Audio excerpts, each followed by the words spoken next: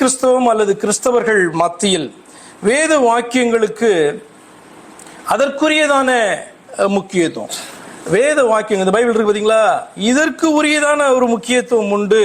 வேத வாக்கியத்துக்கு முக்கியத்துவம் கொடுக்குறோம் அப்படின்றது ஒரு பாயிண்ட்டு, முக்கியத்துவம் கொடுக்கல அப்படின்றதான காரியம், அல்லது அதற்குரியதான முக்கியத்துவம் ஒன்று இருக்குல்ல.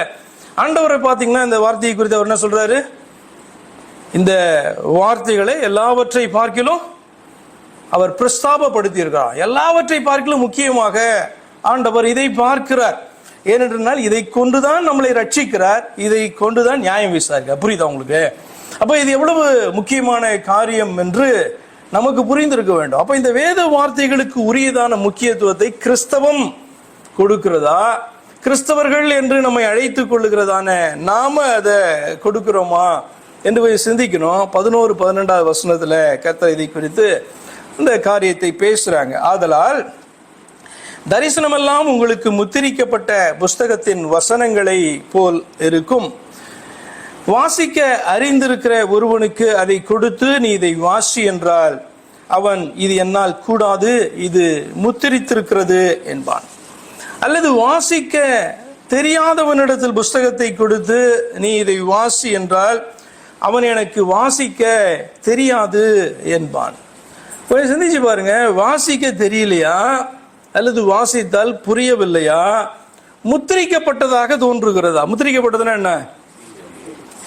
ஒரு சீல் பண்ணதை போல காணப்படுதா? வேத வார்த்தை நம்ம திறக்கிறோம்ல, வாசிக்கிறோம். இப்போ என் கையில் இருக்கிறது தமிழ், உங்கள் கையில் இருக்கிறது மலையாளமாக இருக்கலாம், இல்லைன்னா ஒரு இங்கிலீஷாக இருக்கலாம், உங்களுக்கு தெரிஞ்சதான மொழியிலே காணப்படுது. ஆனால் இதை பார்த்தீங்க அப்படின்னு சொன்னால் எனக்கு வாசிக்கவே தெரியல, தமிழ் வாசிக்க தெரியல, என்னால் இது வாசிக்க தெரியாது. ஆனால் தமிழ் எனக்கு வாசிக்க தெரியும், வாசிக்கிறேன், ஆனால் எனக்கு புரிய மாட்டேங்குது. ஆண்டவர் கேட்குறாரு, முத்திரிக்கப்பட்டதான புத்தகத்தை போல பார்த்தீங்கன்னா உங்களுக்கு காணப்படுதா அப்படின்ட்டு ஆண்டவர் என்ன பண்ணுறாரு, கேட்கிறார். புரியுதா உங்களுக்கு? இப்போ நீங்கள் பார்த்தீங்கன்னா இங்கிலீஷ் லெட்டர்ஸ் எனக்கு வாசிக்க தெரியும் அப்படின்னு சொல்லிட்டு பார்த்தீங்கன்னா நீங்கள் யோசிச்சிங்கன்னா நிறைய யூரோப்பியன் லாங்குவேஜஸில் அந்த ஆல்ஃபபெட்ஸ் இங்கிலீஷில் தான் இருக்குது. அது ஆக்சுவலாக பார்த்தீங்கன்னா லாட்டின்லேருந்து இங்கிலீஷ்க்கு எடுத்துக்கொண்டதான லாட்டின் ஆல்ஃபபெட்ஸ். அது லாட்டின்லேருந்து ஆங்கிலம் பார்த்தீங்கன்னா அது உள்வாங்கி கொண்டு அது ஆல்ஃபபெட்ஸாக பயன்படுத்துது. நமக்கு நல்லா இங்கிலீஷ் தெரியலாம், நல்லா வாசிக்க தெரியலாம், ஆனால் பார்த்தீங்கன்னா அதே மாதிரி இருக்கிறது நீங்கள் வாசிச்சிங்கனாலும் அது கம்ப்ளீட்டாக வேறு மாதிரி இருக்கும். அது வேறு லாங்குவேஜில், யூரோப்பியன் லாங்குவேஜஸில் பார்த்தீங்கன்னா இப்படி இருக்கும். அப்போ இது தமிழ் மாதிரியே இருக்குது, ஆனால் வாசிச்சா எனக்கு தமிழ் வாசிக்க தெரியும், நியூஸ் பேப்பர்லாம் நல்லா வாசிக்க தெரியும், தமிழாக படிச்சிருக்கேன், ஆனால் இதை வாசித்தா எனக்கு புரிய மாட்டேங்குது அப்படின்ற சூழ்நிலை காணப்பட்டுச்சுன்னா, முத்திரிக்கப்பட்டது அப்படின்ட்டு சொல்லி பார்த்தீங்கன்னா இருக்கிறதை போல எனக்கு தோன்றுகிறது. அப்படி தோணுதா? கிறிஸ்தவத்துக்கு இன்னைக்கு அப்படி காணப்படுதா? போய் சிந்திச்சு பாருங்க. இல்லைன்னா நம்மளே எடுத்துக்கோங்க, வேத வசனம் நமக்கு வாசித்தா புரியுதா?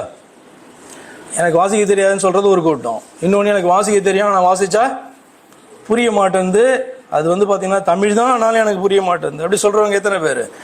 ஏன்னு சொன்னால் கிறிஸ்தவத்துக்குள்ள அப்படி வந்துருச்சு. ஏன்னா ஆரம்ப காலத்தில் நிச்சயமாக அப்படி இல்லை. அப்போஸ்தலர் காலத்தில் அவர்கள் பார்த்தீங்கன்னா வேத வாக்கியங்களை எல்லாருக்கும் புரியுற மாதிரி தான் சொல்லி கொடுத்தாங்க. எல்லாருக்கும் அது பார்த்தீங்கன்னா வேத வார்த்தைகளை வாசிக்க வேண்டும், இப்படி தான் ஆதி திருச்சபை காணப்பட்டது. அதுக்கப்புறம் உங்களுக்கு தெரியும், கேத்தலிக் சர்ச் பார்த்தீங்கன்னா குளோபல் சர்ச்சாக வந்துச்சு. கேத்தலிக் சபைகளுக்குள்ளார நீங்கள் பார்ப்பீங்க, வேதத்தை வாசிக்கணும் அப்படின்றதான ஒரு முக்கியத்துவத்தை குறித்து பேச மாட்டாங்க. அப்படி தானே? கேத்தலிக்லன்னு சிலர்லாம் வந்திருப்பீங்கல்ல, யாராவது சொல்ல முடியுமா கேத்தலிக் சர்ச்சில் பைபிளை வாசிக்கணும் என்கிற முக்கியத்துவம் சொல்லி கொடுக்கப்பட்டுச்சா?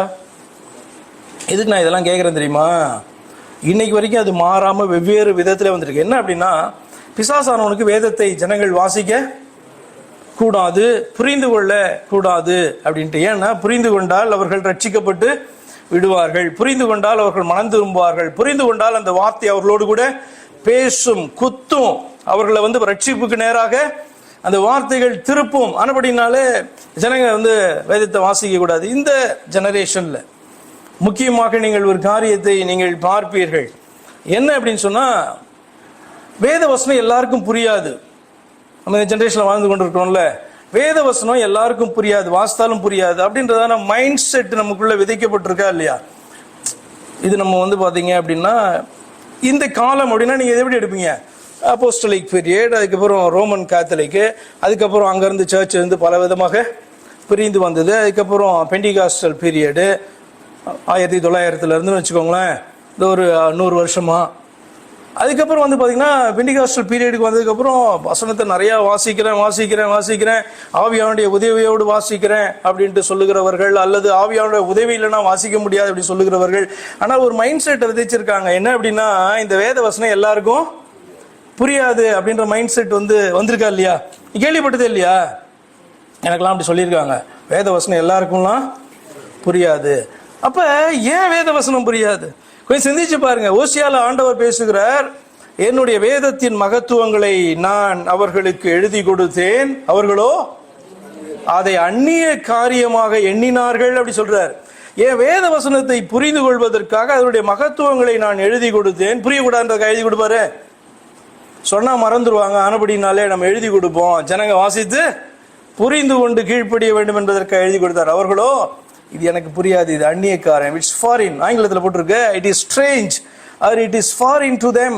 அவர்கள் அது பார்த்தீங்கன்னா வேற்று காரியமாக, வேற்று மார்க்கத்துடையதாக, வேறு தெய்வம் கொடுத்ததாக, இது நமக்குரியது அல்ல என்பதாக பார்த்தார்கள். இந்த கிறிஸ்தவத்தினுடைய நிலை இப்படி காணப்படுதா?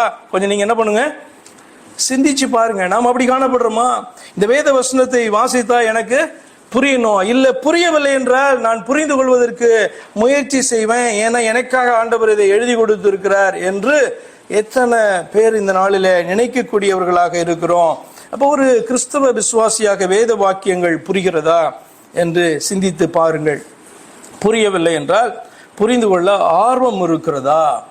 Are you keen to know the word of God? இது உங்களை பார்த்து நான் கேட்கிறதான கேள்வி. கொஞ்சம் சிந்தித்து பாருங்க. ஏனென்று சொன்னால், நம்ம கிறிஸ்தவத்தை குறித்து பேசுகிறோம் அப்படின்னு ஜென்ரலா பேசி கொண்டு வரும்போது அது பெரிய தாக்கத்தை நமக்குள்ள கொடுக்க முடியாது. ஆனால் அதே நேரத்தில் நானும் அந்த கிறிஸ்தவத்திலே ஒருவனாய் காணப்படுகிறேனே. அப்ப நானும் அந்த கிறிஸ்தவத்திலே ஒருவனாய் காணப்பட்டா, அந்த எஞ்சிய கூட்டத்திலே நான் காணப்பட்டா நான் எப்படி இருக்கணும்? ஆனா நான் எப்படி இருக்கிறேன்? பெருங்கூட்டத்திலே ஒருவனாய் இருக்கிறேனா? அந்த எஞ்சிய கூட்டத்திலே சிறுமைப்பட்டவர்கள் ஆனால் கர்த்தருக்குள்ளே அவர்கள் மகிழ்வார்கள் என்று சொன்னாரே, அந்த கூட்டத்திலே நான் இருக்கிறேனா என்று சொல்லி ஆராய்ந்து பார்க்க வேண்டியதான ஒரு தருணம்.